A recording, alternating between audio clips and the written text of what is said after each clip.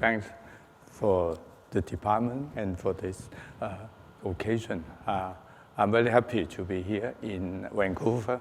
Last time I was here was to attend the graduation ceremony of my daughter, who graduated from astronomy.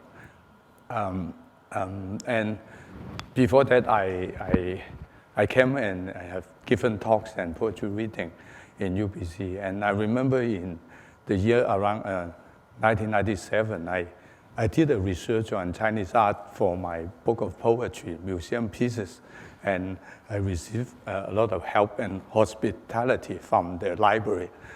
So I have fond memories of UBC.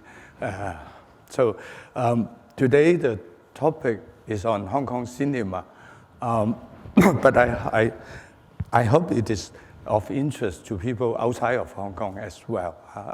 I'm going to talk about the cinemas in Hong Kong, but in relation to other cultures as well. Let me introduce a little bit the research we have done in. I came from Leung University, a very small university. We have a research center which is on the margin. And in the past years, we have done some research on cinema, and maybe I introduce a little bit of what we have done, and it will be related to the material that I'm talking about today. We have, I hope it's clear enough, we have co-organized with the Hong Kong Film Archive a seminar on the films from Cathay Pacific, from the Cathay organization, the MP and GI company, 电贸, 国泰电贸. In that conference, we tried to look back at the films produced in the 60s, particularly by this Cathay company, which was at that time was equally important as the Shaw Brothers. But the director, the boss, Lu Xun, was killed in an accident in Taiwan in the 70s, and so the company went downhill. But the company itself was actually very important in producing a lot of very impressive works, and with a lot of actors and actresses like Grace Chang, Lan, Yao Min, Ye Feng, and so on. And we all know about Eileen working as a script writer, and that is for this particular company. And in the last day of the conference, we actually invited Grace Chang to participate, and she very graceful and elegant in her, I think, 80s. And she said about the film company, and she said that they were gentlemen, and they actually give a lot of help to her to buy. Oh, thank you. Oh, thank you very much. Thank you, Michael. And she said they actually help to give her a lot of training in dance and in singing and so on. And so afterwards, she didn't want to work for other companies after that. And then we also have a conference, and then we published a special issue on the director King Hu Wu Jinquan from the 70s. I mean the most famous first film, not the first film, but the film Come Drink With Me, 带醉侠, which actually started the whole new martial arts film from Shaw Brothers. And then he left Shaw Brothers and went between Hong Kong and Taiwan and made all these very impressive films like A Touch of Shen, which eventually won the Technical Art Award in Cannes Festival. And we have a relative of King Hu in Leung, and we try to support her in doing research in compiling materials about King Hu. And we have a conference to talk about him. And then later we published a special issue in our journal, Journal of Modern Literature in Chinese, JMLC. And it was actually, the journal was quite well received. I remember that in the Golden Horse Film Festival, one of the Taiwan film critics, Jiao Hongping, added a volume afterward on King Hu, and with 7 articles. Within the 7 articles, actually 6 articles came from our journal. So it seems that she liked what we have done with King Hu. But also with the research, we also combine the writing of King Hu. King Hu himself is a very well-learned person. So he actually, he at the end of his life, he wrote columns for Hong Kong newspaper and weekly. And some of our research students have to take out this and combine 2 books of King Hu's own writing. And King Hu was the first one to sort of develop this new Kung Fu cinema. And he was the first one to use Jingju music and formulaic action for the martial art film. And afterward, a lot of people came after him and imitate his style and make use of what he had started. And then we also have done research on the 1950s and 60s and cinema and their relationship with popular culture like comics, fashion, the newspaper installment, the story printed in newspaper installment. And we also interview Luo Bin and try to, he's someone from Shanghai who actually brought with him the whole popular culture tradition and redeveloped again in Hong Kong. And the final publication that I would go into is this bibliography or filmography of Hong Kong cinema that were adapted from literature. And I think it's this book that will lead to what I'm going to talk about today. Because as contrary to most people's thinking, well, in general, I mean, we have the impression that Hong Kong cinema are full of gangster movie, kung fu movie, and so on. But we spent 9 years to compile this bibliography, and we found out that there were actually more than 1,000 films, starting from the beginning of film history in Hong Kong to the year 2000. There were actually 1,000 films that were adopted from literary works. For literary work, I mean classical and modern, popular and foreign literature, especially in the 60s and 50s. So that was a period when there were actually a lot of work, there are a lot of films that were adapted from literary works, and they seem to have paid more attention to script writing, as contrary to what we see nowadays, that Hong Kong cinema seems to put more emphasis on the technical art rather than the script writing. So I went into research on this various adaptation in the 1950s.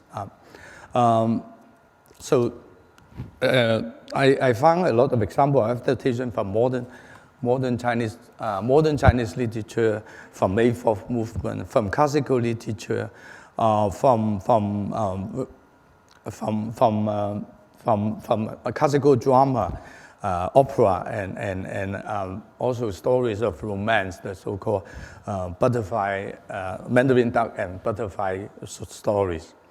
So it seems that all this started by cultural workers who were immigrants from mainland China themselves. They made use of various cultural resources in Hong Kong at a particular historical moment. That is, after the establishment of the People's Republic of China in 1949, they seem to move to Hong Kong and continue to do what was provided originally from Chinese culture and try to transform and continue to do. Now, the study, I say something about the study of adaptation first. The study of adaptation in the past focused more on the adaptation of literature into film and comparison to see whether the adapt works were faithful to the original or how the visual medium was successful in translating the literary medium into cinematic languages. But recent studies informed by Julia Kristava's idea of intertextuality, Hollenbach's concept of the text, put the study of adaptation in new light. Linda Hutcheon, for example, in her theory of adaptation, looked at medium specificity, process of transformation, as well as the so-called economic legal, pedagogical, political, and personal reasons for adaptation. She also sees adaptation as various ways of engaging audiences. Now, it seems that this approach shifts the emphasis from the original text to the adaptation. Also drawing our attention to the context that original texts are being adapted into.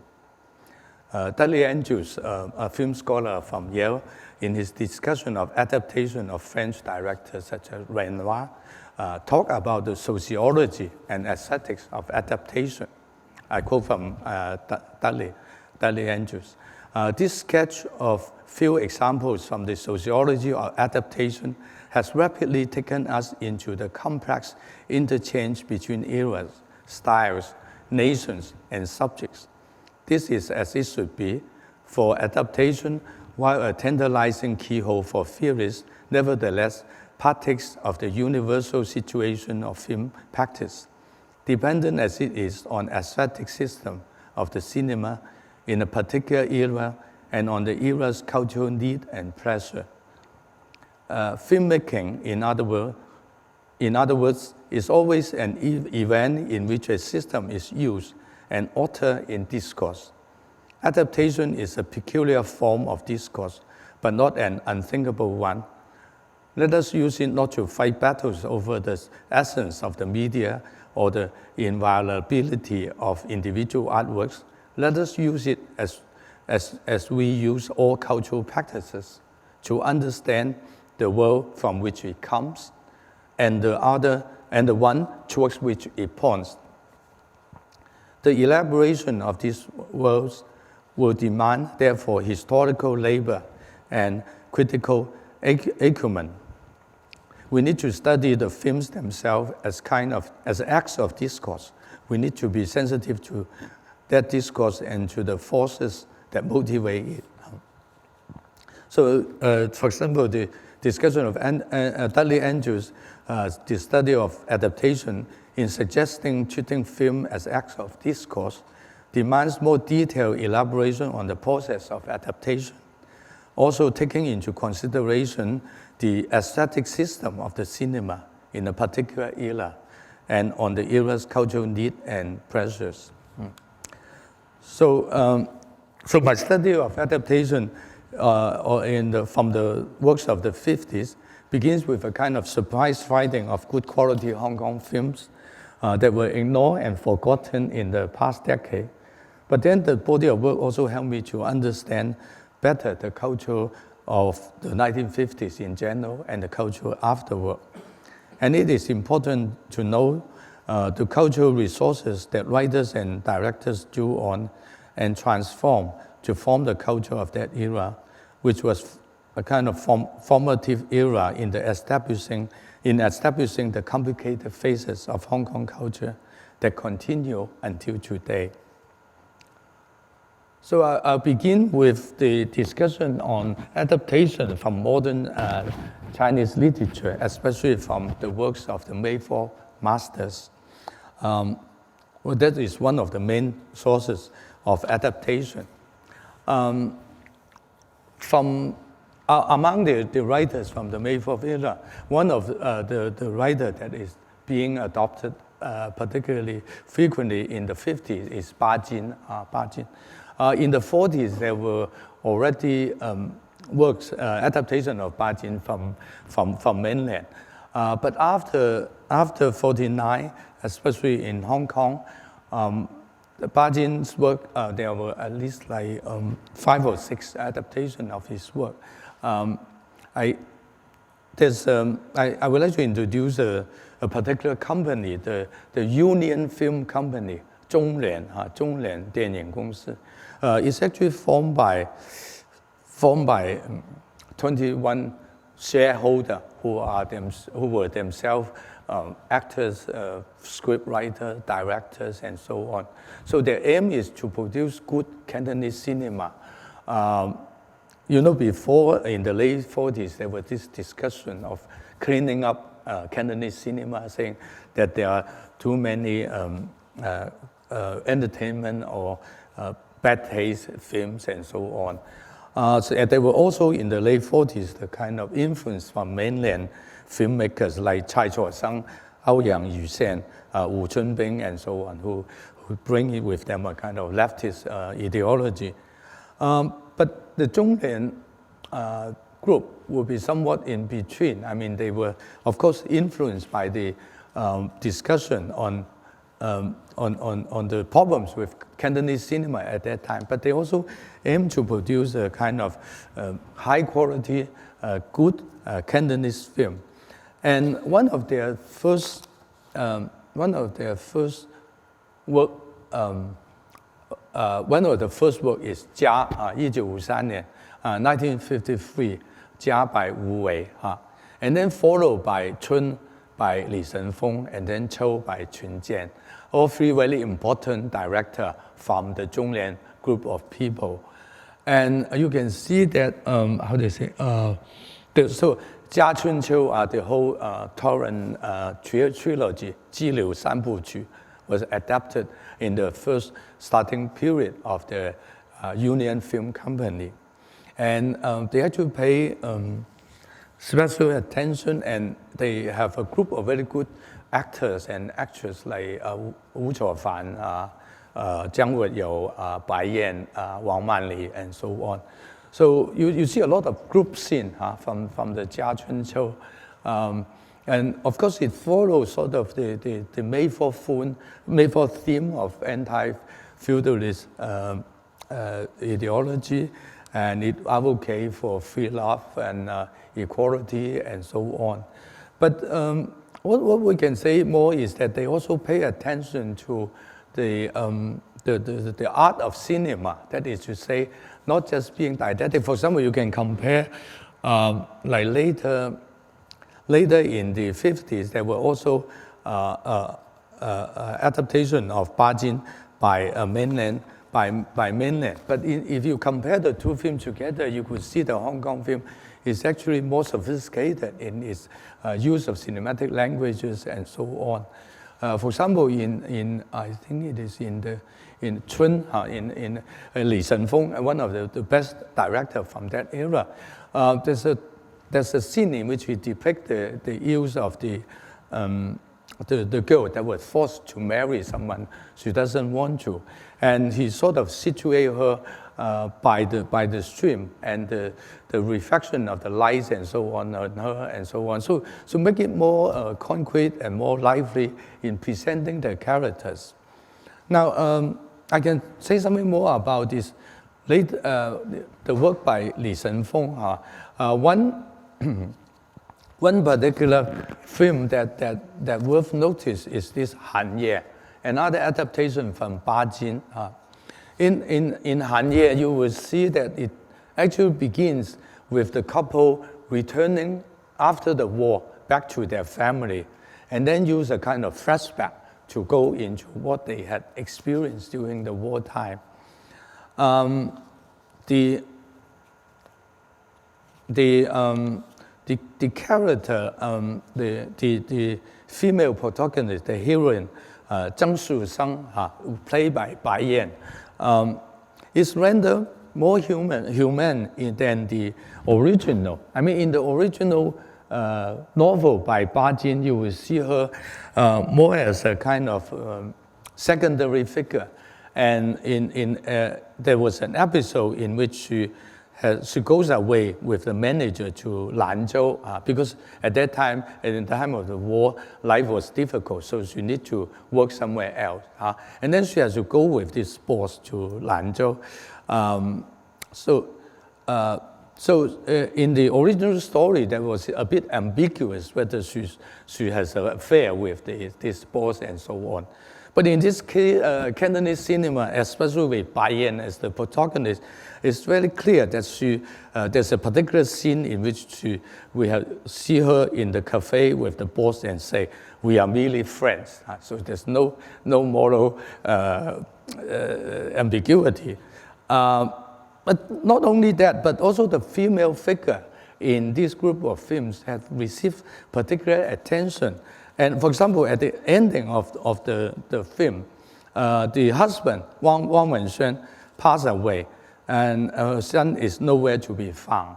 So Ba Jin ends with the sentence, "The night was indeed cold." So that's why the title Han Ye came from. But in the film, we see this Zhang Shushan character buries her ring at her husband's grave, resolve her conflicts with her mother-in-law, and finds her son, and start her new life again. So more constructive, more positive on this female figure living on her own. That in a way goes with what in Hong Kong, this idea of more equality work for women and so on. So you see, for example, in the female protagonist, on one hand, she sort of recognized the family values. So in that way, she's traditional. But on the other hand, she becomes more independent. So you see it in a lot of films. I mean, not only in Han Ye, but in another adaptation of Ba Jin, The Garden of Repose, Xi Yuan. The heroine is generally stronger than the original. In the original, the woman figure is depicted as weak and vulnerable. But in the film, she seems to have ideals of education and a strong sense of independence and freedom. So it seems to be something interesting coming into the adaptation, not just following the great masters of the metaphor, but also doing subtle changes in the process. And of course, after 1952, Hong Kong films were not allowed for legal distribution in mainland. So sort of more and more Hong Kong and mainland separated. But there's a very interesting group of film people, because I think on one hand, they much believe in Chinese traditional values, and they have certain sympathy for the poor, for the general public. But on the other hand, they don't go that extreme to the communist doctrines and so on. So you see in this group of production, from the adaptation of May 4th works, they are not only from the leftist film company, but they also came from the film company or film people from the right side as well. So, and like I go to see another thing. Cao Yu, for example, Cao Yu is also much adopted, and especially his two famous plays, The Thunderstorm and Sunrise. Now, especially for Sunrise, you see from the left, this side, that's right side, I'm sorry, right side. From the right side, you see the, down there, you see the picture from Sunrise. In the film, in the adaptation, for example, the first scene in which Cao Yu was more severely criticizing capital society and so on, that was sort of modified or taken out from the film.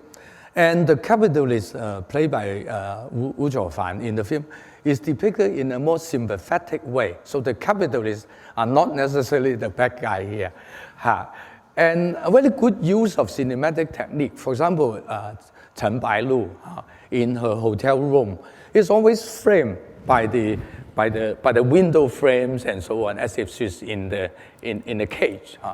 But then also, I think another difference from the mainland, there are also mainland adaptation later, but it's very different. For example, in this Hong Kong adaptation, the Xiaodongxi, the younger girl later has a more positive way out, as she's not going into the dead end and have to commit suicide. So there seems to be a certain more mild kind of rendering of the characters and in the depiction of the human relationship.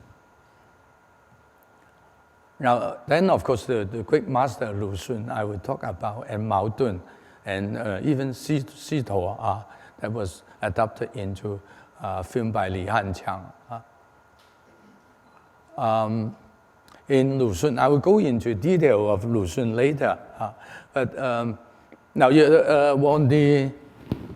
on the right, lower right side, that is the mainland adaptation by Chang, done much later in 1956. But the two from Hong Kong is the story of RQ and a Forsaken Woman, Qing Dai Song. I will go into that a bit later.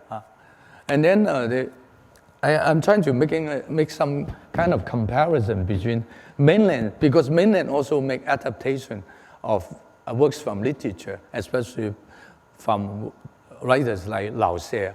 For those of you who have seen 我这一辈子, The Life of Mine, you will notice that the adaptation of Lao Xie at the end is very political. It talks about the new China and how this policeman, played by Shi Hui, all his life is a kind of little potato. And then at the end, that's the new China came, and then he lived better and so on. And if you look at the Fang Zhenju, also a work by Lao Xie, and you will notice on the left side the background with Chairman Mao and the national flag and so on. Now I think although they both do some adaptation of little work from the May 4th master, but the mainland and Hong Kong have done it quite differently. And I want to point out in particular writers such as Shen Congwen, for example, that would be sort of ignored or dismissed in China, or who had gone into the historical museum to do works. His works were not popular or circulate well in mainland at that time. But in Hong Kong, it was the border town, Biancheng, was adapted into the film Cui Cui. And later there's another film, Jin Feng, also was adapted from another short story by Shen Congwen. Cui Cui is a very interesting film because this is the first film by Lin Dai. For those of you who probably have known about Lin Dai, this is her first film. You probably even from the still could see that she has too heavy makeup on her. And that's the problem with the makeup.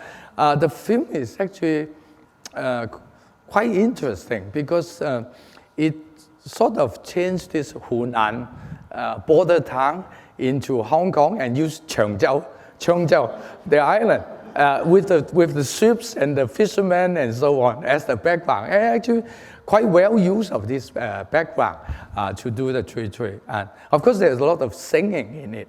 It's a lot of singing. So the title in English is actually called Singing Under the Moon. That is, of course, you know Shen Congwen talk about the Hunan custom. When the boy is in love with a girl, you go to her house and sing for 12 days or somewhat. So that happened in the film. So a bit of the Hunan customs and so on. But for example, a film like that would not be able to be made in mainland at that time. I guess it couldn't be made in Taiwan too, because all the mainland writers that stay in mainland could not be read in Taiwan. Taiwan also has a kind of censorship at that time. So it was only in Hong Kong that this kind of adaptation or little works or film that were inspired by a kind of alternative literature were possible. Now, let me move on to Lu Xun.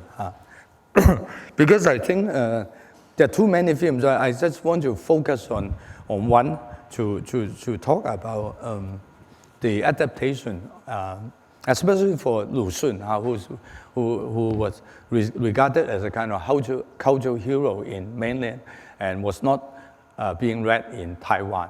In Hong Kong, Lu Xun was actually quite accessible and widely read, but not necessarily from a didactic or indoctrinated perspective. A while ago, we talked about these two. Oh, sorry. Hey, how come too fast? Is there a way I can get back? Oh, okay. Yeah, okay. A while ago, we talked about these two different adaptations of Lu Xun. Maybe I start from there. One is called A Forsaken Woman, 情代嫂. That was adapted from, directed by Li Tie, another important Cantonese director, but this is not a very successful adaptation. It's based on New Year's sacrifice, Lu Xun's short stories, and also begins with the firework at New Year's Eve that brings out the trial and tribulation of Cheng Dai Sao, Cheng's life. Like the Chang Lin Sao in the Lu Xun's original story, the protagonist of the film lost her husband and son and experienced all the tragedies. In the film adaptation, the more obvious change is the inclusion of Cantonese operatic lyrics penned by Tang Di-sang, the very famous script writer. And he wrote the song, the lyrics that was sung by Fang Yanfen, a very famous actress. And so the songs in the film, in a way, was used to express the melancholy of life from the opening scene to some of the particular scene in which the protagonist was portrayed in her tragic way. For example, there's a line a line of lyric that she sang that 窗外人儿花外燕, people outside the window swallow outside the flowers. How cannot we not pity each other? 这同病相怜，就是用这个花，this flowers outside of the window to show this woman that is an outcast that is stay outside of the house. So you see that the songs were used to accompany the sentiment of the heroine. The film emphasized the wickedness of the unfaithful master Kong, the hostility of the mean mother-in-law, and how conservative and stupid the family is, and so on. This is more like the tragic sense of the traditional Cantonese ethical theme, and less of Lu Xun's reflection and irony. This is even more obvious in the narration. The narrator in Lu Xun's New Year Sacrifice, I think, is a local who returns from afar. He sympathized with Chang Lin Sao after listening to her hardship and witnessed her humiliation. But up to a certain point, the narrator can't take it anymore and go off to a restaurant to have a drink. Lu Xun's modernity lies in using this unreliable narrator who is not a perfect man with impeccable morality. Lu Xun used this kind of narrator as an agent to convey to us the tragedy. He's just an ordinary guy like other villagers, and with various degree of sympathy and indifference. In the film, the omniscient narrator at the end emotionally conveyed to us through voiceover and say, Chang Lin Sao, her grievance cannot be expressed. They do not end. So it's a kind of more didactic way of conveying to us the tragedy, as if the film audience lacked the ability to think and need some guidance to help them shed a tear or two for Cheng Dai Sao. So in comparison to this adaptation that is not successful, I want to particularly focus on a more meaningful adaptation in Yuan Yang An, the story of Q. Okay, that's that. Yuan Yang An, and the film came from Chang, the Great War Film Company. Now we all know Chang, Feng Wang, and so on as the leftist cinema company. But in the beginning, later we will go a bit into that too. In the beginning, it was actually started by Jiang Xiankun and so Tong Yue Juan and so on. So it was on the right side first, and then it turned left later. But if you look at this film and the adaptation of the story of Q, you found a very interesting way of adapting the story and in portraying the character of Q. On the surface, the film seemed to follow quite faithfully the original, but Yuan, the director, patches up many episodic segments of the story into a drama of development. The script adaptation is by Yao Ke, who was later purged by mainland because of his film 清宫秘史, Yao Ke, who studied drama in Columbia and returned, and also by Xu Ci, a mainland writer. They seem to have given A.Q. a richer character depiction with psychological profile. Structurally, the film starts with a group scene at the village center in the daytime and ends with a night scene at the temple. After watching a Beijing opera and gambling at a joint, A.Q. returns to the temple, puts on the herbal patch, looks at the moon, and thinks about Wu Ma, the Ama, Wu Ma. The camera draws near. A.Q. feels Wu Ma bumping into him in the crowd and starts to have romantic feeling of her.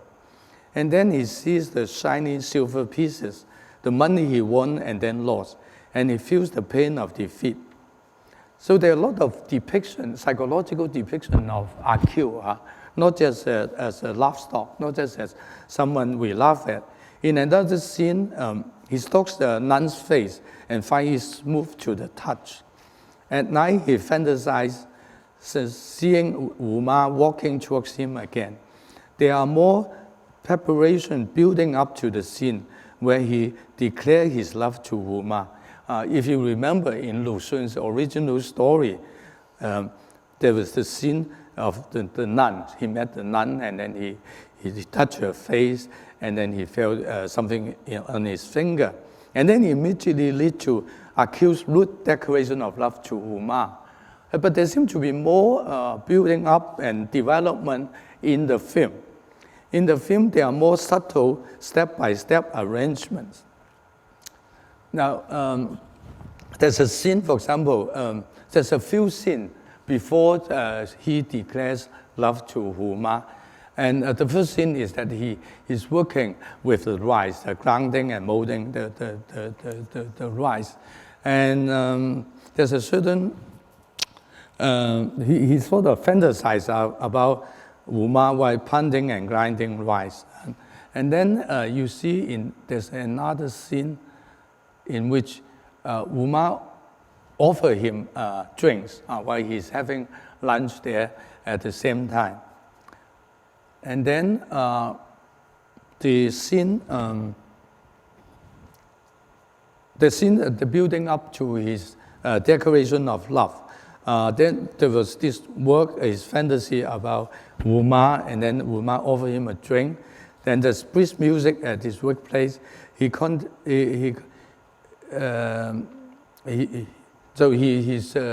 talking, chatting, sitting across Wu Ma, and he sort of talks about Wu Ma in his interior monologues. All these are handled very subtly. And then Wu Ma accidentally hurt her finger while sewing. She was doing the sewing, and accidentally she hurts her finger. And at that point, A.Q. rushed forward, kneels down, and then say, "I want to go to bed with you." At this point, someone comes in. Wu Ma is at first shocked, then thinking of others' opinion of her, cries out loud and rushes out. The treatment is sort of multi-leveled, turning a farcical episode into a situation we can understand and sympathize with. So, and then, of course, somebody come in and Wu Ma shouted, and A.Q. was punished. The tone of the narrator in the film is also markedly different from the explanatory tone of the narrator in Qing Dai Shou, that which we just talked about. In this film, The True Story of A.Q., the narrator is not a performer. The narrator is also a performer, a person of character who transcends the functional level.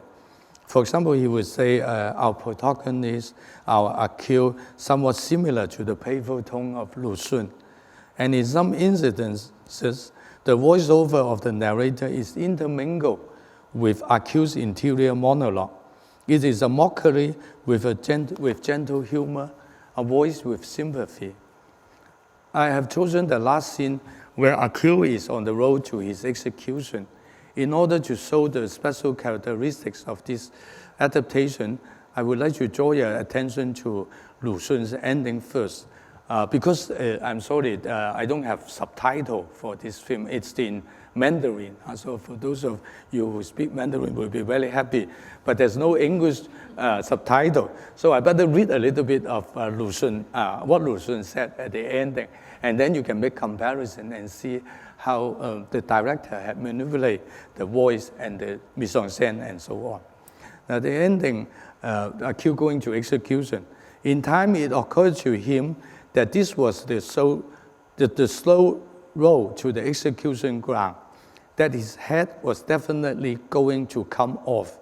He looked despondently about him to one side, then another, at the ant-like audience following his progress. In among the crowds, he happened to spot Wu Ma. That's why he hadn't seen her for ages, he thought. She must have left Weizhang to work in town. Akil was suddenly ashamed of his absence of spirit, of his failure to clock out a few lines of opera. His head whirled through the possibilities. The young widow led grander, while the alas from the battle of the dragon and the tiger was too plentiful. I will thrust you with my men, 手机杠边把你打, was assuredly his best option. He tried to banish his fists in the air, but remembered that both hands were tied. I will thrust you was discarded also. In 20 years, I shall return. Akil plucked an unrehearsed line out of his panicked subconscious. The cut rumbled on. Amid the cheers, Akil turned his eyes in the direction of Wu Ma, but she seemed too transfixed by the guns of the soldiers to notice him. Now that is Lu Xun's ending episode. Now let's see this. I think it's worth the waiting.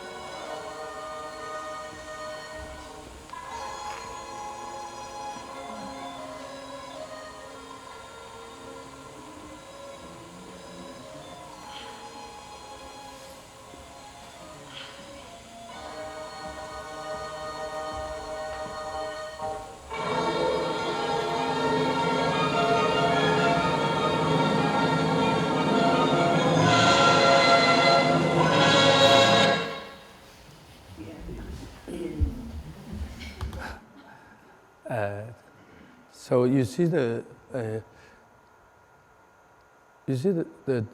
differences are in the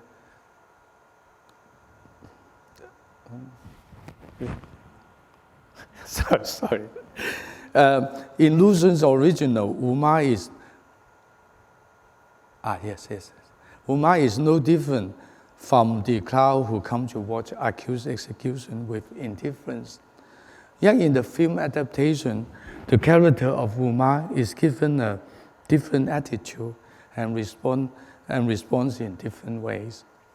Uma does not go along with the crowd, nor is she attracted to the guns of the soldier.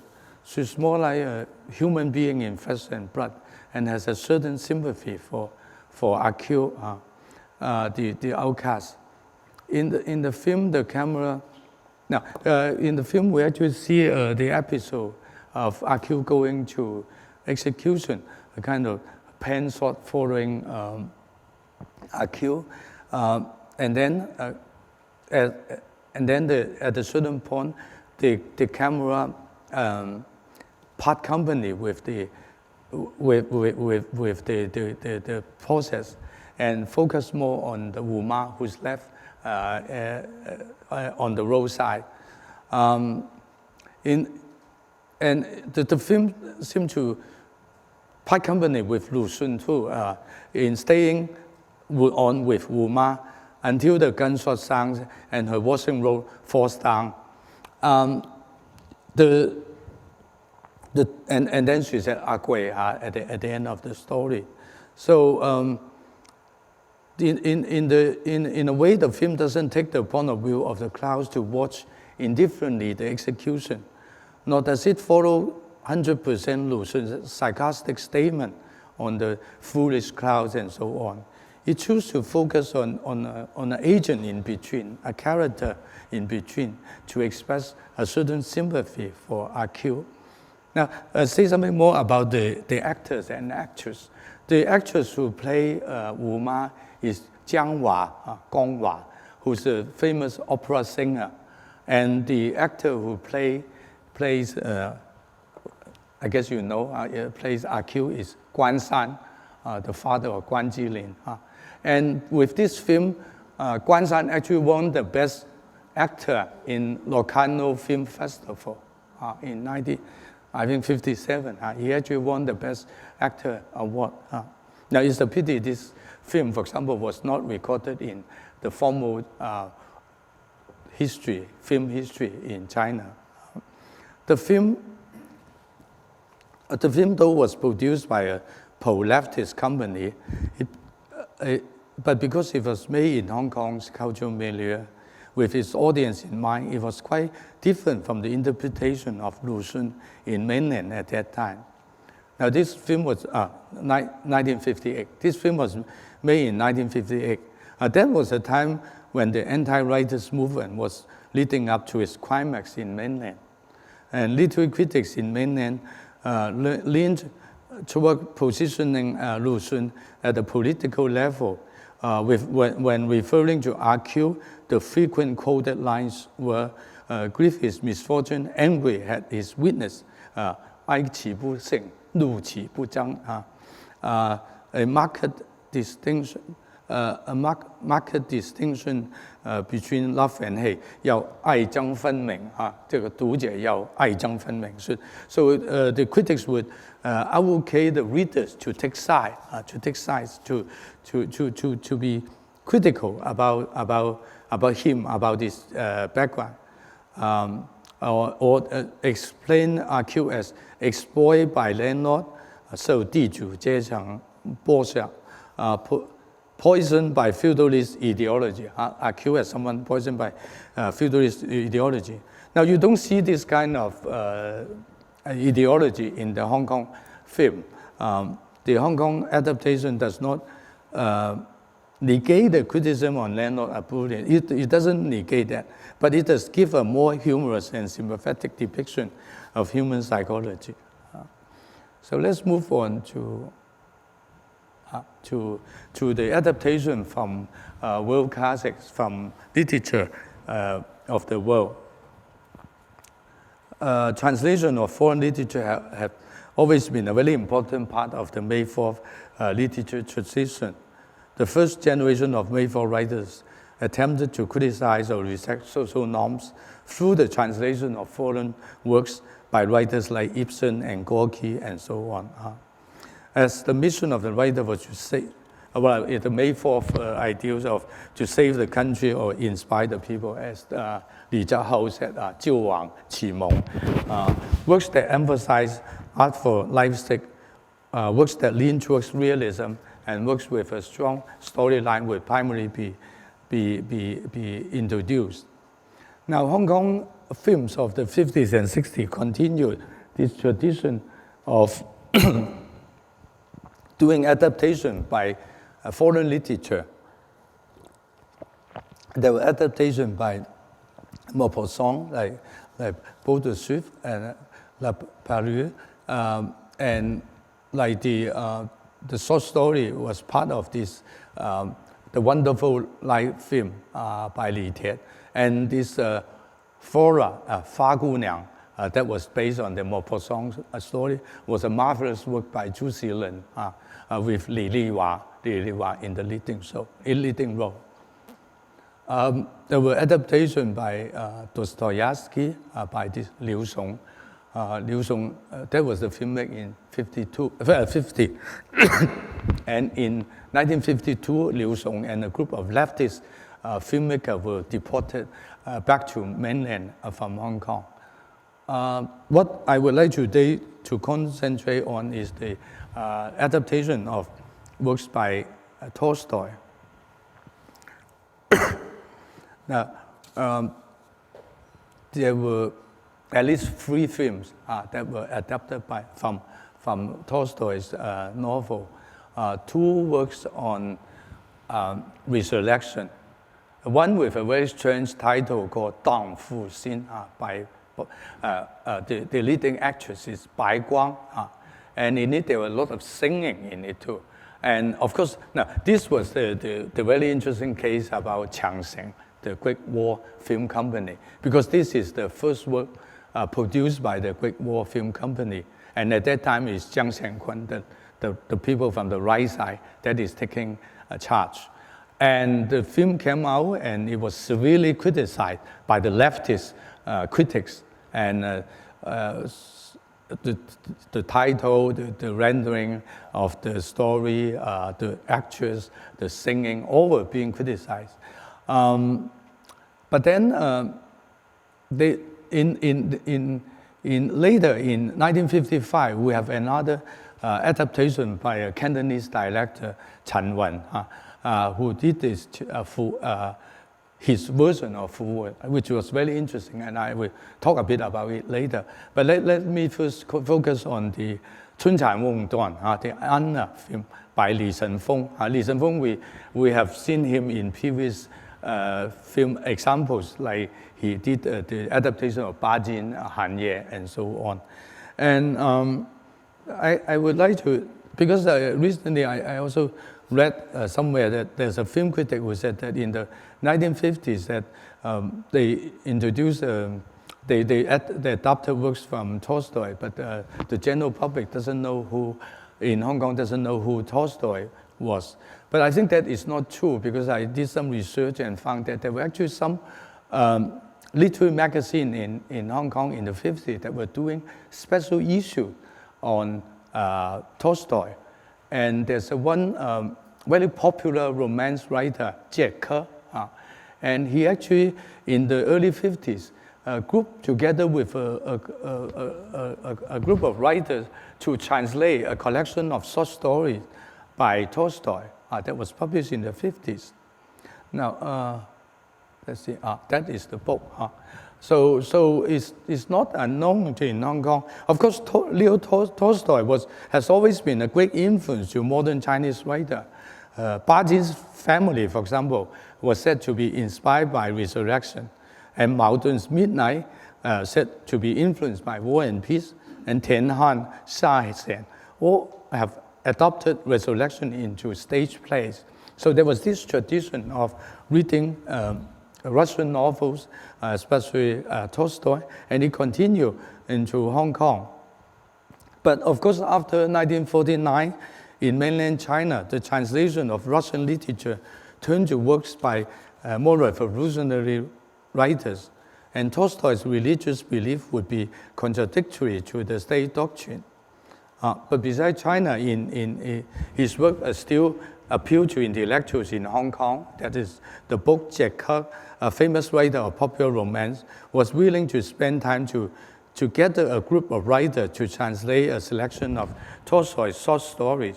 The book was published in 1952, and I noticed something interesting in the introduction. In the introduction, Jack Kirk wrote about, maybe it's too small to read, but I can translate for you. Jack Kirk wrote about Tolstoy's, about his childlike character, his love for all lives, and his consistent stance as a peace lover. Jack Kirk emphasized Tolstoy's interest in traditional Chinese culture in general and his devotion to the writing of Confucius in particular.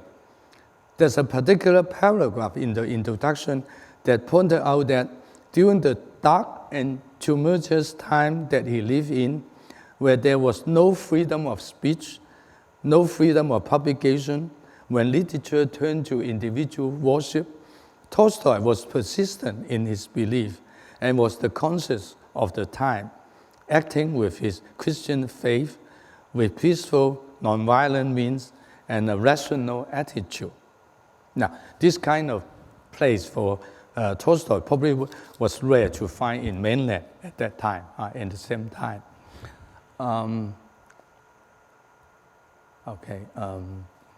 Tolstoy's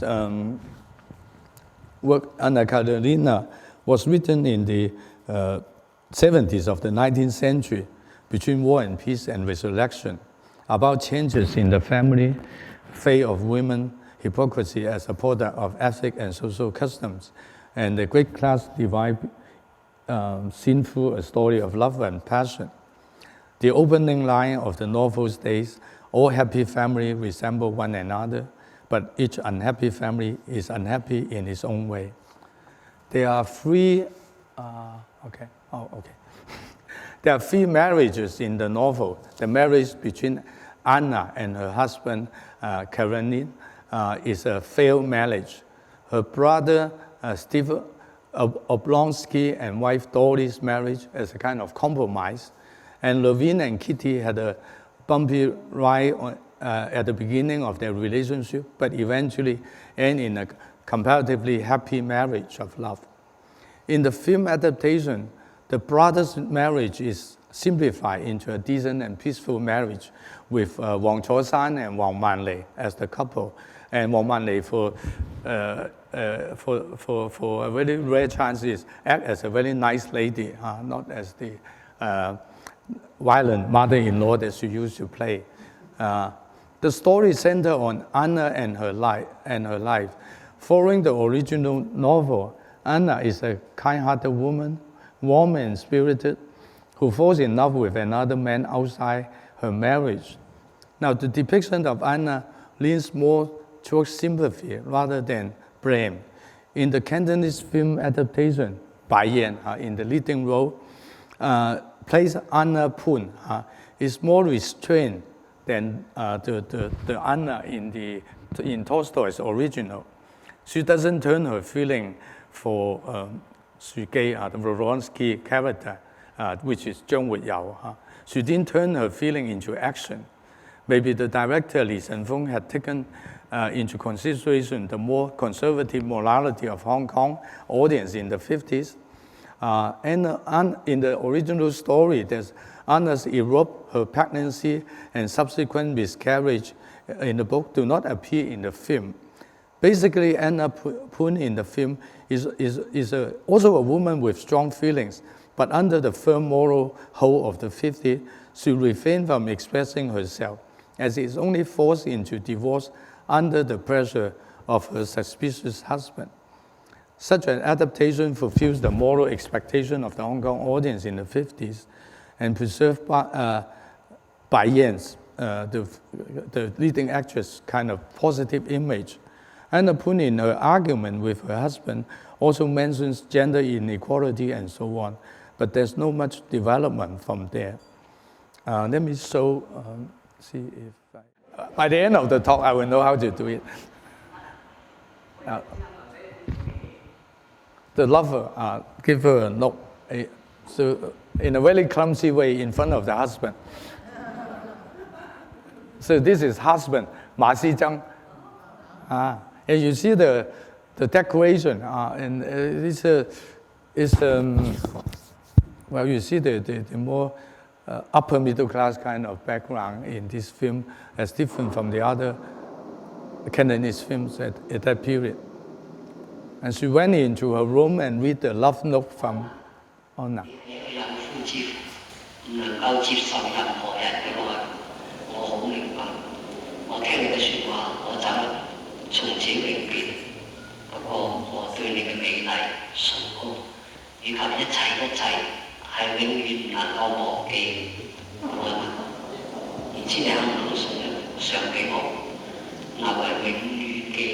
As a parting gift, he won a photo.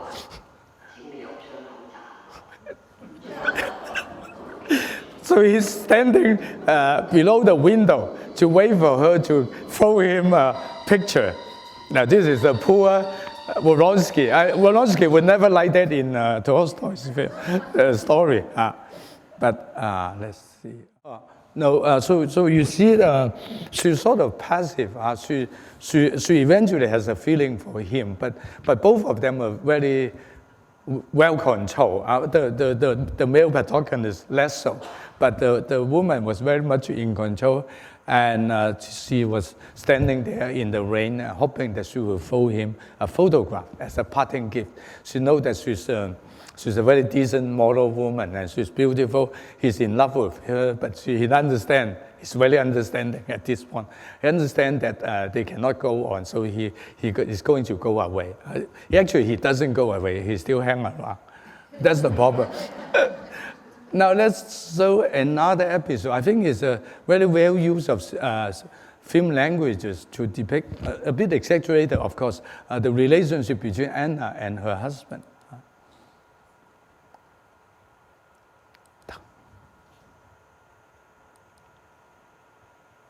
Now that is before a dinner party. Now the husband came in, Ma Xizhang. Are you ready? You see the use of mirror and so on, and the lights. So he's hurry her to go out with him. And then he noticed that she doesn't wear his earrings, the earrings he has given her as gifts.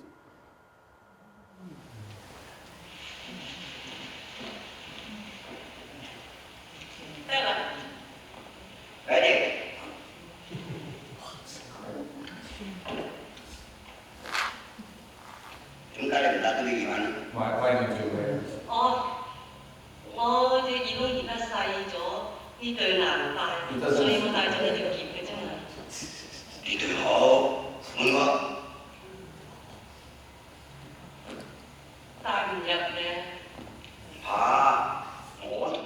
I will wait it for you. I'll do it for you. Now you notice the mirror and the reflection and the candle lights and so on.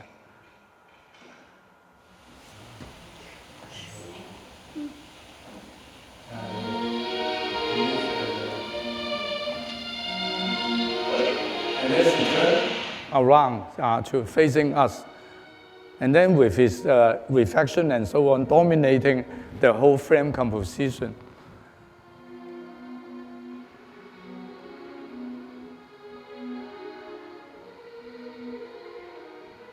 And so it's fine. So you see how good it is and so on.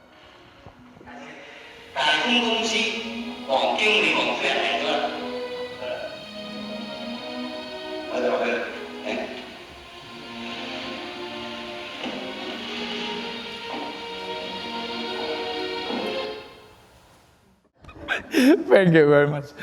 Thank you very much. Oh, but I lost the images. When it's enlarged, it disappears. But that's okay. I can talk for a while and wait for them to come back. I actually have 4 images, but I can talk a little bit before they appear. In the story, we know it's 2 cities, Moscow and St. Petersburg, and in the film it is Hong Kong and Macau. Of course, you are the very in the story. You are the very famous train station episode in the beginning and then at the end, and the train plays a very important role in the story.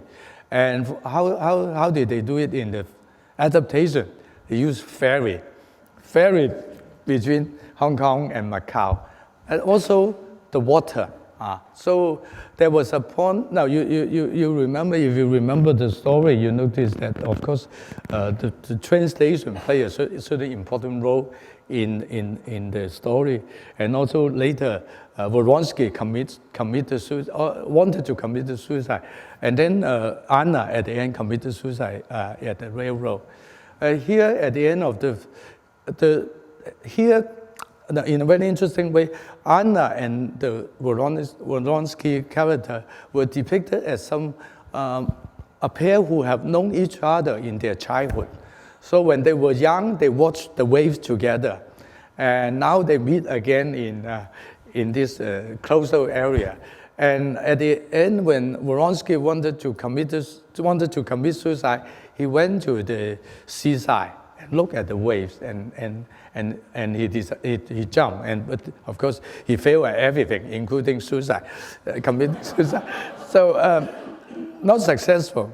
But so at the end, Anna also come to the seaside and look at the water, and so I didn't come out, but maybe I look at. Is there a way to summon the ghost back? You are the expert. I'm sorry. Could I do it one by one? Okay, that's good. Now, that's the original idea. Thank you very much. Without you, I'm done. This is Anna. There are a lot of episodes in the film to show the internal conflicts of Anna, that she struggle between her love for this man and the social confine, and that she cannot transcend. And so there are a lot of films will focus on Anna's conflict, self-conflicts, and so on. And Diane plays a very good role and has done her best in expressing this kind of very subtle conflict. Now this, I wish I can enlarge it, but probably you can see better than I do. This is the sitting room of the family. And in this particular scene, you have the husband in the middle talking on the phone, and sort of all the servants and so on outside to show his authority in the house. Now, this is the episode close to the ending, when Anna finally, in distress, goes to the seaside again and watch the waves, considering to commit suicide as well. Did she jump? No. She finally walks away with her suitcase, like in Doll's house, Nora, going away from the ugly husband and so on. So in a very interesting way, you have a kind of a Doll's house as ending to the Anna Karenina. Now there is against and another things I would like to talk about, that is the character, the third pair of characters that we mentioned briefly in the beginning of our discussion of Anna. In the original story, as I said, the Levine and Kitty pair is also very important. But of course, you see that in in the 1948 adaptation with Reverend Lee and so on, that relationship has been diminished. And for example, in the Reverend Lee film directed by Julian DeRiver, the romance of Levin and Kitty was rendered quite weak and unpersuasive. For example, Kitty suddenly turned to Levin on the day she hears of Vronsky's suicide. But here again in the Cantonese film, of course, the Levin Levin and Kitty pair is not on the forefront, but there are also some very interesting rendering of this couple, and this is the final episode of this Levin character who's working in the farmland in the original story.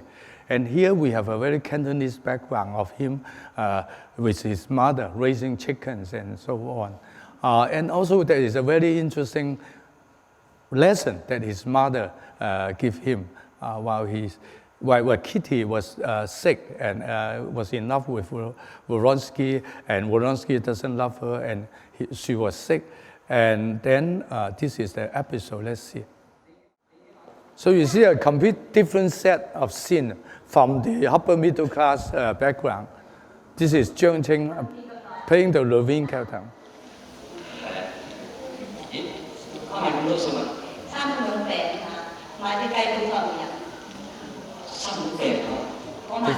He learned that Kitty was sick.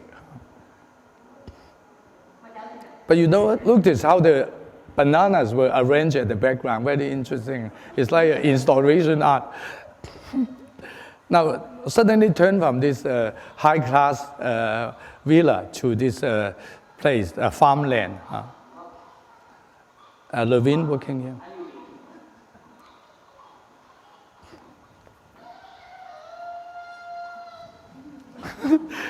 I'm sorry, it's a bit artificial.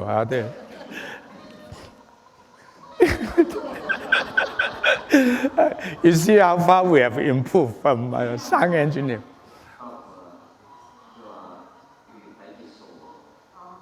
This is the mother.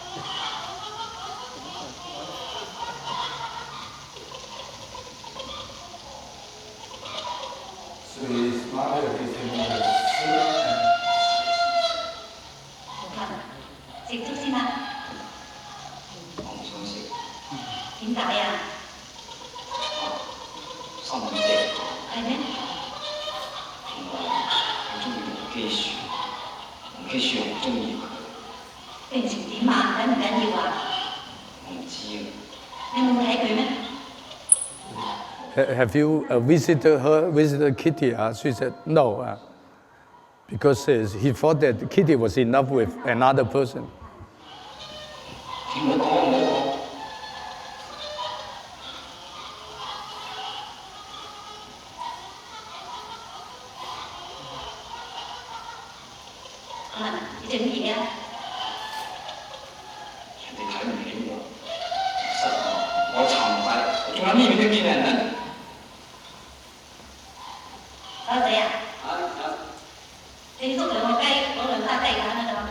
So the mother decided to visit the Kitty character instead and bring with her chickens and eggs.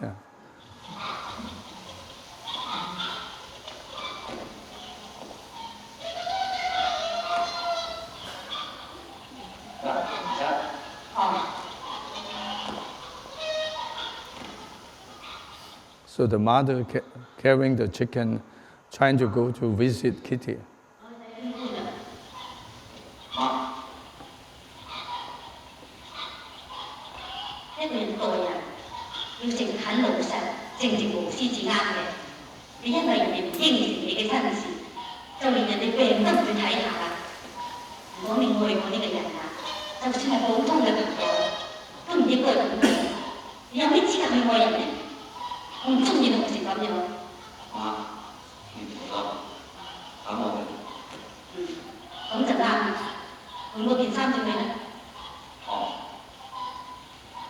So the mother give him a lesson and say, if you are in love with someone, how can you treat her like that?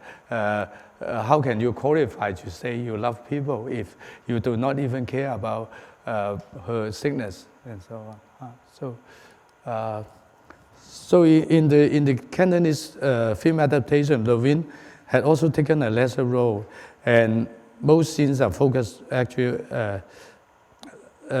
around his troubled relationship with Kitty, but this character still have a good scene with his mother in which she lectures him about love and humanity, directing him towards a broader worldview. I thought it was interesting that in the 50s in Cantonese cinema to bring in this kind of idea, not just to be jealous or when you love somebody, it's not just that you have the right to possess her and so on. Now, because of the time, I will move on quickly from here onward. There are also adaptations from the romance Mandarin Duck and Butterfly fiction, especially from Jiang Henshui. You know that after 49, Jiang Henshui continued to stay in mainland and become a member of the Writers Association, but he didn't continue to write the kind of romance that he used to write. But his works have been very popular in Hong Kong, and it was adapted into films and later in TV episodes from TVB and so on. So this romance tradition also continued in Hong Kong. But let me jump a little bit to go into the traditional adaptation from traditional opera.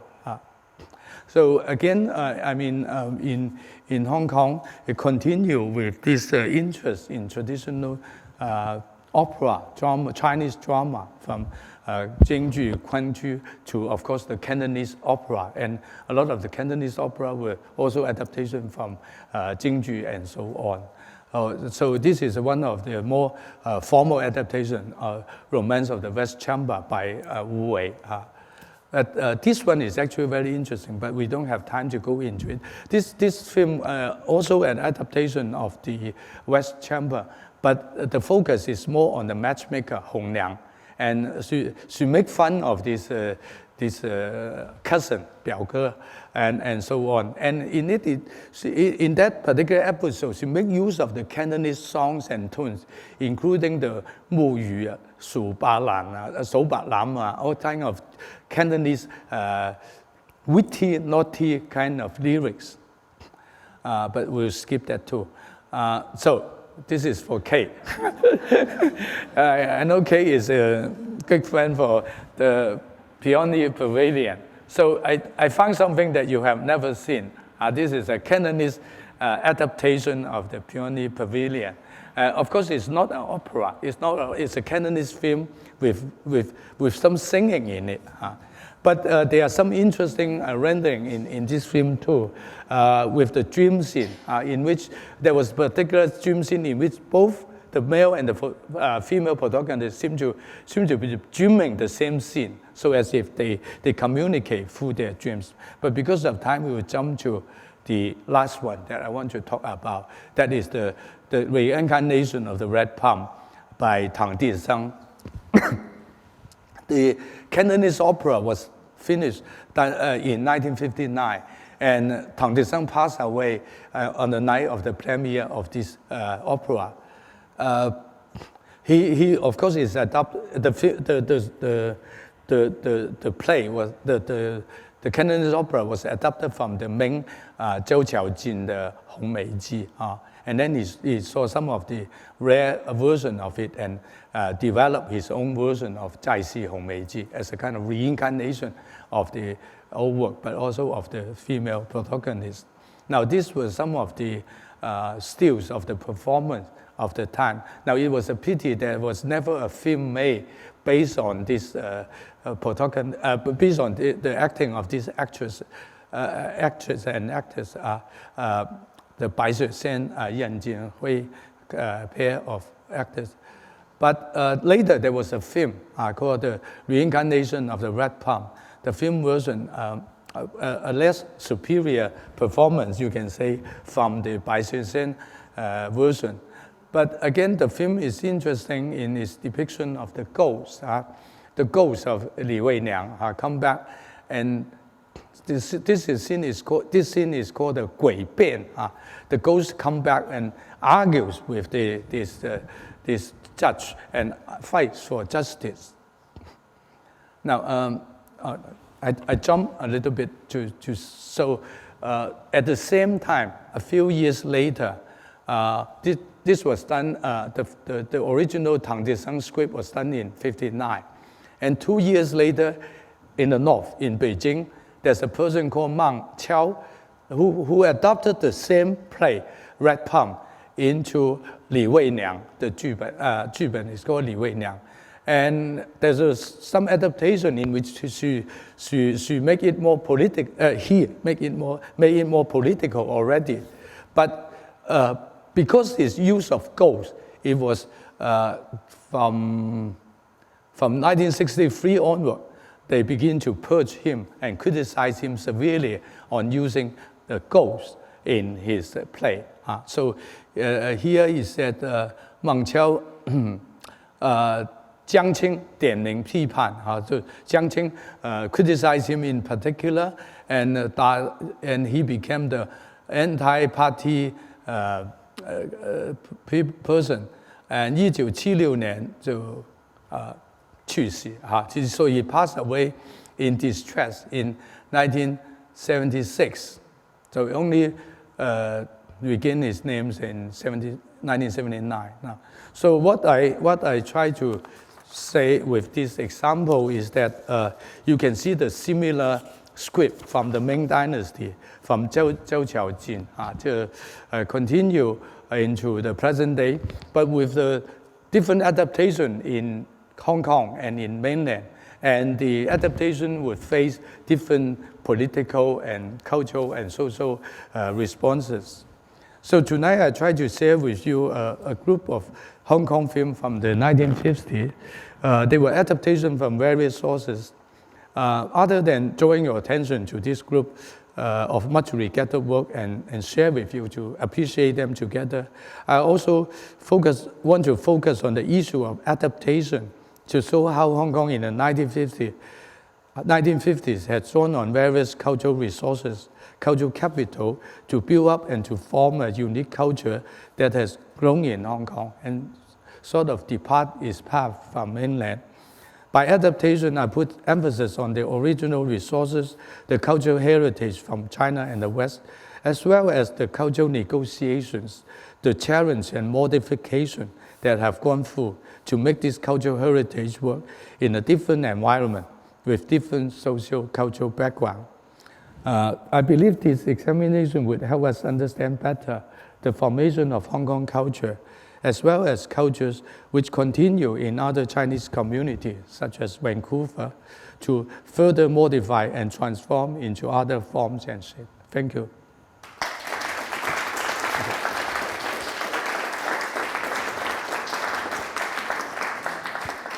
Thank you for this wonderful, very expansive talk, and I wish we could have another night, because we did miss quite a few in between, but it's already, what you have shown us is already very rich. I must say that when I was growing up, I'm dating myself now, when I was growing up in Hong Kong in the 1970s and 1980s, we did watch some of these movies. I remember, of course, some of them are very old, that I didn't have a chance to watch, but we watched it on TV. But we watched it with some irony, but it was these parents' movies. And right, so we didn't take them very seriously. But this is, of course, with the very new light now. So the floor is open. Questions, comments are all welcome.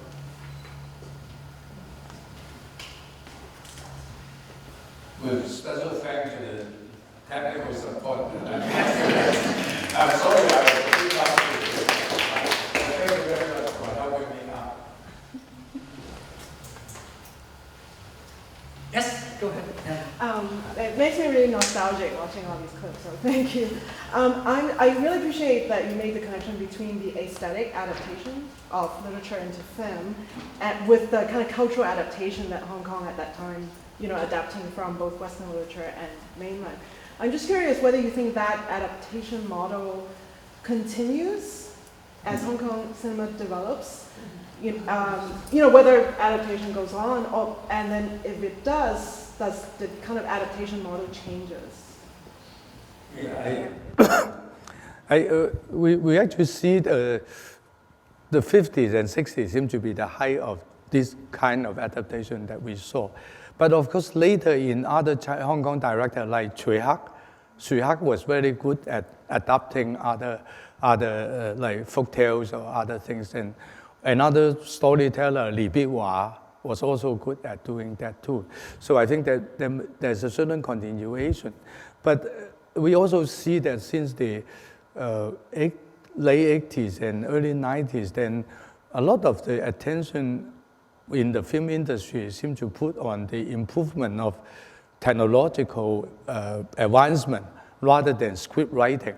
So usually for film, you pay most for the film actors, but less for the script writer. So I mean, it doesn't pay attention to script itself. So there are also other kind of adaptation, that means stealing from others and so on. And you can call it collage or pastiche or something like that. But also, of course, we should remember that in the 50s, the copyright issue was not that serious. So you can freely use things around you. But also, I think, for example, I mentioned Union Film Company in particular, because I think they're really serious about making good films.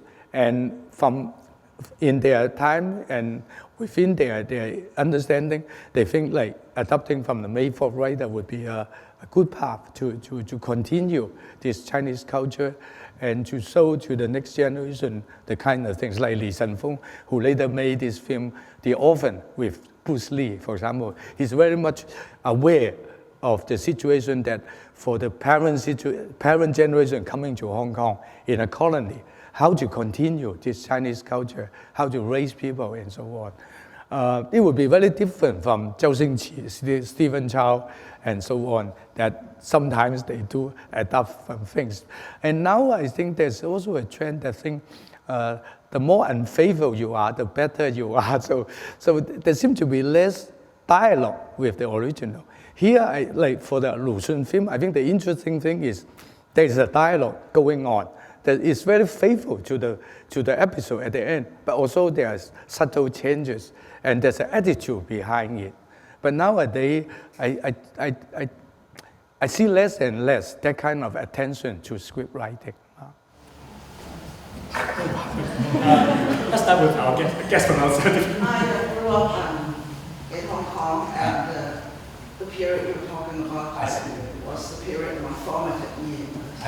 And well, the way it was that I saw it was, reflecting on it now, of course, there was no sense. I mean, there was no talk of identity, let alone there was a sense of cultural identity that belonged Hong Kong people alone. So the way that I see it now, even was that these people who were going to kind of proper entertainment, but we just picking their stories from whatever source. If it's a good story, whichever source, it doesn't matter. So my question to you would be, do you also see that there's a source of indigenous storytelling that the entertainment industry have made use of? There's also this link to the like there also we see a lot of filmmakers. Thank you. And literary people coming from Shanghai, but there are also a lot of people coming from Guangzhou too.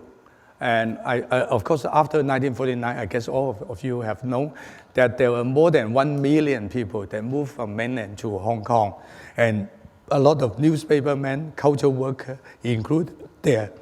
And from Guangdong also there are people like Li Or, who was very good at the radio stories and so on. San Su, who writes for the popular novels published in installment in newspaper.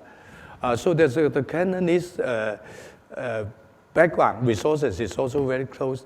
But then it's interesting to talk about this indigenous kind of move, because I think somehow they change and modify and became more Hong Kong-like. Like even for Cantonese opera, for example, we talk a bit about the Cantonese opera here.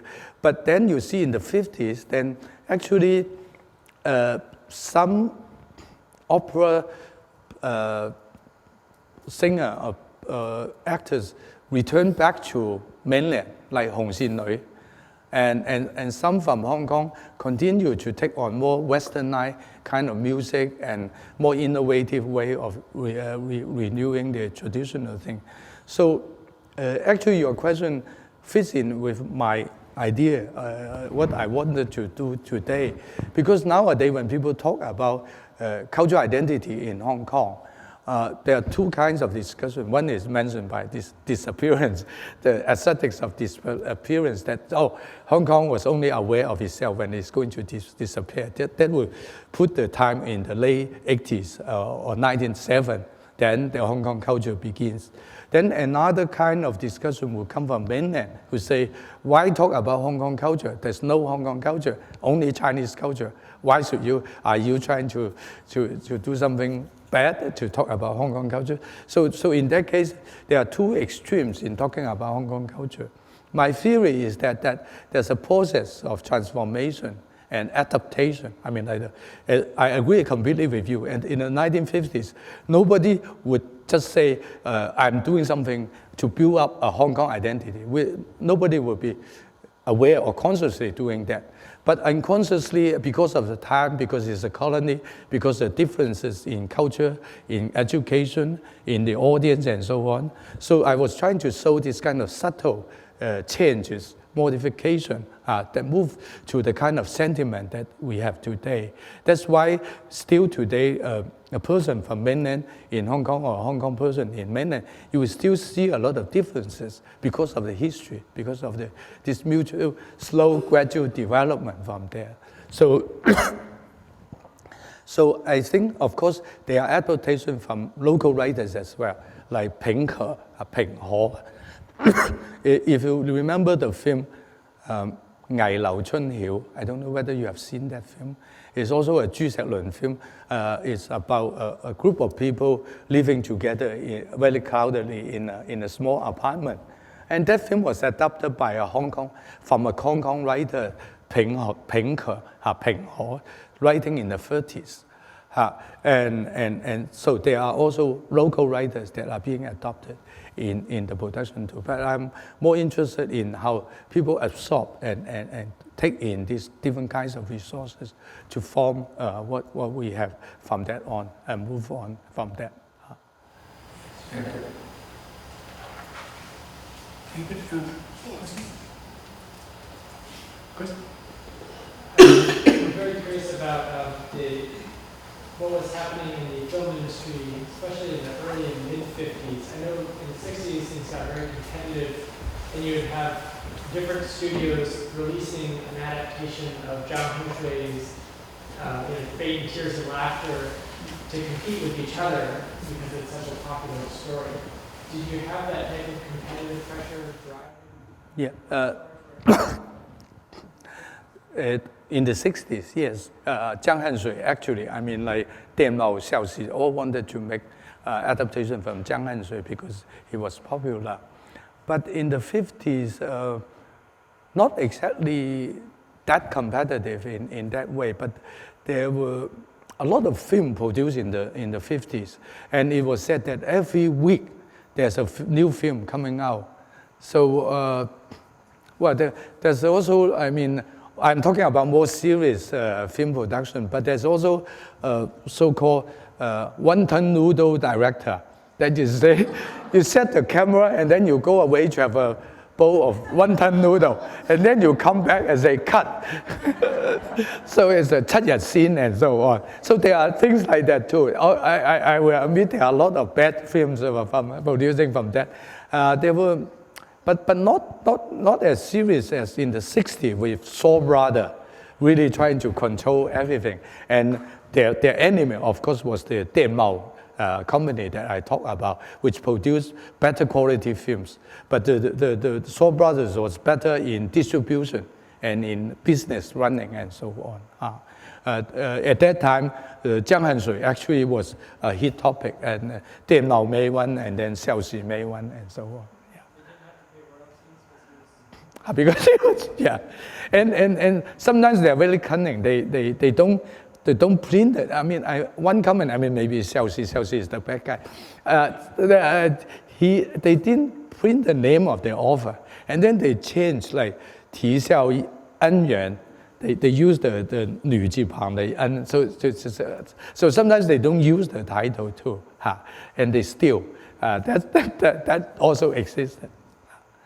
The copyright thing was not big in the 50s and so on. So there were sometimes chaotic. But you see also there are people who really acknowledge their debt to the writers and so on.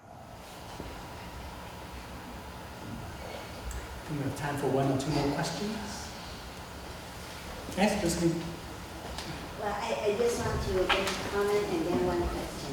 A very short comment that I really appreciate what you present tonight here. Like Helen, it really, those film trailers evoke all my childhood memories. I remember when I grew up in Taiwan, we watched all the films. And the film about the singing girl under the moon, being back with those two ravens.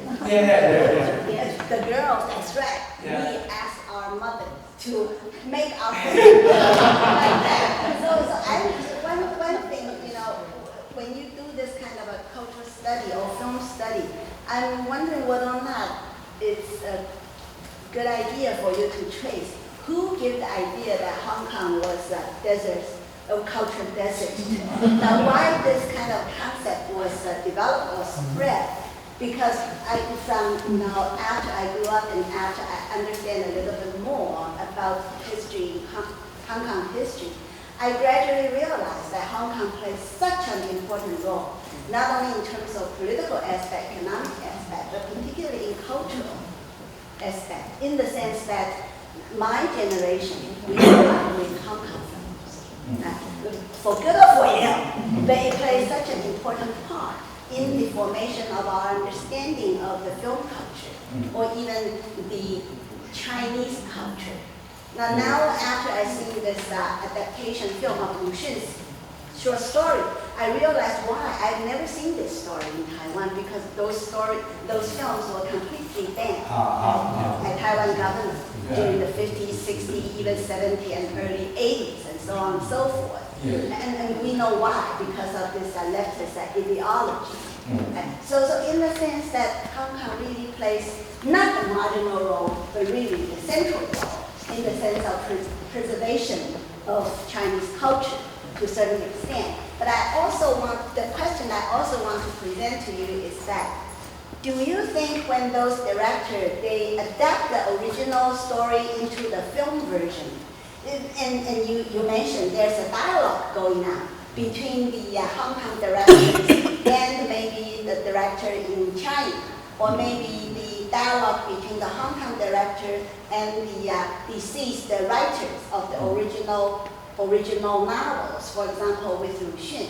Now, in this kind of adaptation, on the one hand, we can see that Hong Kong director refused to accept Lu Xun's interpretation of Chinese national character, which is so dark.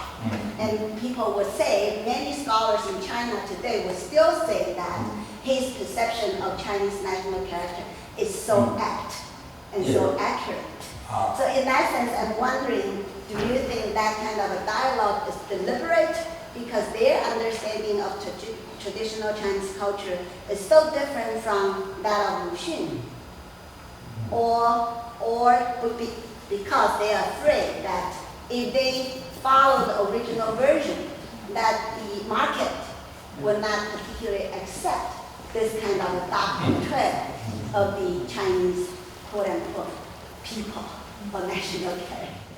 I think, I don't know, there may be a variety of reasons, but I think in general, I think it may not be conscious dialogue, but because they were in Hong Kong, they they live a different life and they encounter different things, and there's a particular culture they are in. So slowly they move away from the mainland kind of mentality.